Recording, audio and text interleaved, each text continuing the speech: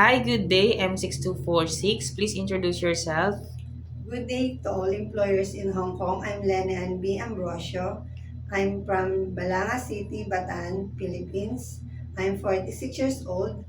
I am a high school graduate, but I took caregiving as a vocational course. I'm also married and blessed with a son who is now 19 years old.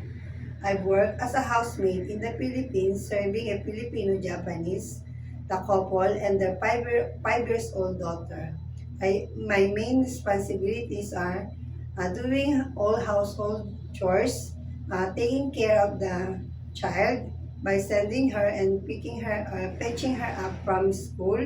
I also do tutoring, like teaching her how to read, how to write, counting numbers, and coloring. And also, I also play with her. My second work work experience was in Malaysia from 2014 to 2015. A family of six, the couple, and then their children ages 27, 24, 22, and 17 years old. My main responsibilities are doing all the household chores, cooking, marketing, grocery shopping, and I'm also responsible in doing the laundry and ironing clothes. Okay. And then I work also in Hong Kong for 3 years and 8 months in a family of four, a couple, and then their children ages 22 and 17 years old. My main responsibilities are taking care of the house by cleaning and tidying it, and cooking, and then doing laundry and ironing clothes. I'm also responsible for grocery shopping and marketing, and also car washing. Okay, how many car do you car wash in Hong Kong? Only one, sir. Every Every once a month, sir. once a month. Yes, sir. So, by the way, you have an experience in Malaysia, right? But Yes, sir. the year experiences was not 2014, it's 2016 and 2018, right? Your Yes, first sir. employer in the Philippines was 2014 and 2015. And I saw that you don't have any experience taking care of a newborn baby on your previous experience, but you are ex-Hong Kong, right? Yes, sir. And also, you are terminated with the contract in Hong Kong. Yes, Why sir. suddenly terminated the contract? But you have release paper. Yes, sir. I Okay. have a good It is. release paper. Do you have a good release paper, right? Yes, sir. And your employers have a Yes, good sir. condition when you go out Yes, sir. on their house. Yes, sir. Okay. So since you don't have any experience taking care of a newborn baby, my question is: it is okay to you to take care of a newborn? Yes, sir. I'm willing to take care of a baby because So you know how to prepare a meal for a newborn, yes, right? sir. Because you have a son which is Yes, sir. 19 years old. You are the one who take care of Yes, yes, sir. him.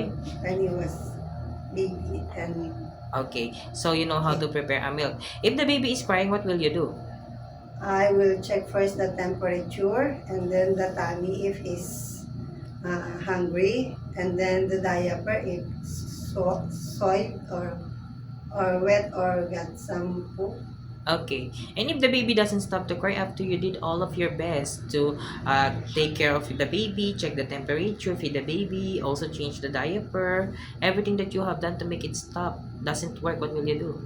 I will call my madam and tell her that all the things that I've done to check the baby while she's still crying.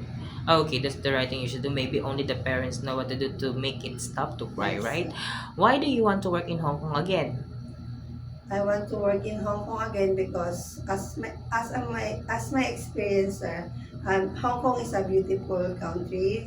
Employers are good, and I also want to provide uh, financial financial for my son's studies, sir, for So his you want to go education. so you want to go to Hong Kong to support the educations for your child who is Yes, 9 sir. years old. Okay, and how long do you want to work in Hong Kong again? I want to work in Hong Kong as long as I can work, and as long as my employer wants me to stay and renew my contracts. Okay.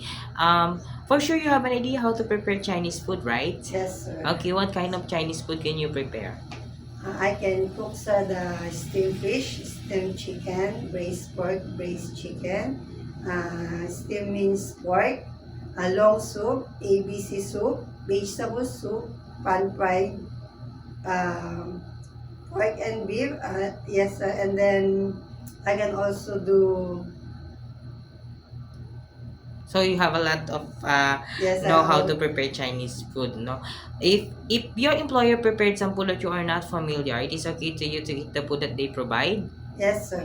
It is okay to you to share job with other helper. Yes, sir. It is okay to you to share room with kids. Yes, sir. How about to work on Sunday or in a holiday setup? Yes, sir. I can. It is okay to you to taking care of pets, Yes, sir. elderly. Yes, sir. Learning their language if one of your employer's family don't know how to speak English. I will. It is okay to you to learn? Yes, sir. I'm Okay. My last question is, what will be your message for your future employer? So my future employers in Hong Kong, sir, ma'am, I'm a reliable, trustworthy, honest, compassionate, fast learner, and hardworking person. If you choose me or hire me, I will do my best to serve you.